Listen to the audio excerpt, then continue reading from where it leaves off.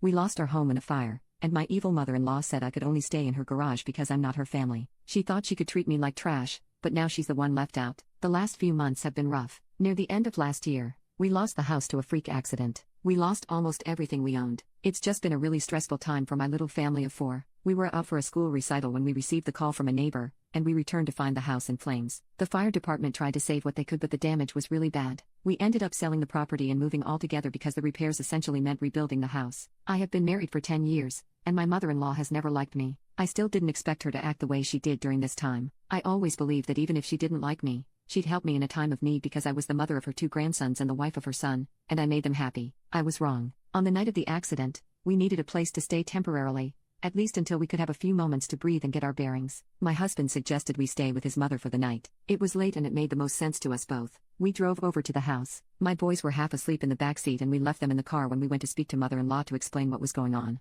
She was very sympathetic initially and said she had no problem with my husband and my son staying, but I would have to make other arrangements. My husband lost it with her and began to yell that she was being unreasonable, and she refused to budge. In her words, I wasn't true family and she'd never blessed our marriage in the first place, so I was not her responsibility. We left and spent the night in our car, and we got a motel the next day. She began calling and inviting us over to stay again, and she said that she'd graciously permit me to stay in the garage for a few days. Again, we didn't take her up on the offer and my husband told her that she was being very disrespectful. My mother-in-law got very angry and said we were spitting on her generosity. She then offered to keep the boys so that they wouldn't need to stay in a motel while we put our lives back in order. Again, we rejected her offer. We heard nothing from her for a few days until we learned that she had been badmouthing me to people. She was claiming that I was tearing the family apart in this time of need with my grudges. From her point of view, she'd opened her house to us in an instant and I turned her down and forced my husband's sons to live in a cheap motel because I didn't like her. My husband set the record straight, but mother-in-law did not ease up. She made an official complaint to the fire department claiming that I had caused the accident purposefully to destroy the house and force the current situation. She said that I was money hungry and had designs on her house and this was all part of my plan to steal her house from under her. I was taken in for questioning and I understand why due to the nature of the allegations, but I was cleared off everything as the investigation proved it was an accident and there was no way someone could deliberately cause the accident. She later showed up to the house while we were going through it to see what could be salvaged,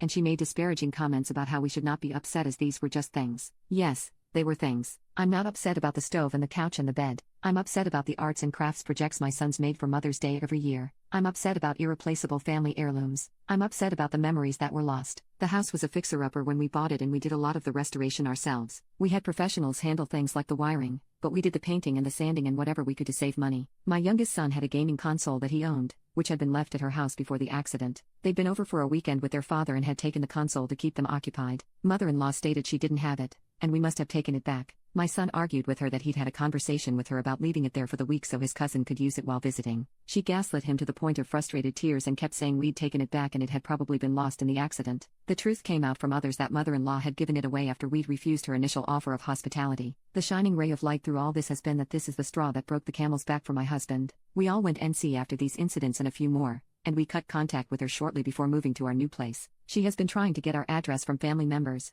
but she hasn't had any luck just yet. My husband made it clear that he'd have no problem cutting off anyone else in the family who gave her our address or contact information. If she can't support us when we're at our worst, she doesn't deserve to be there when we're at our best.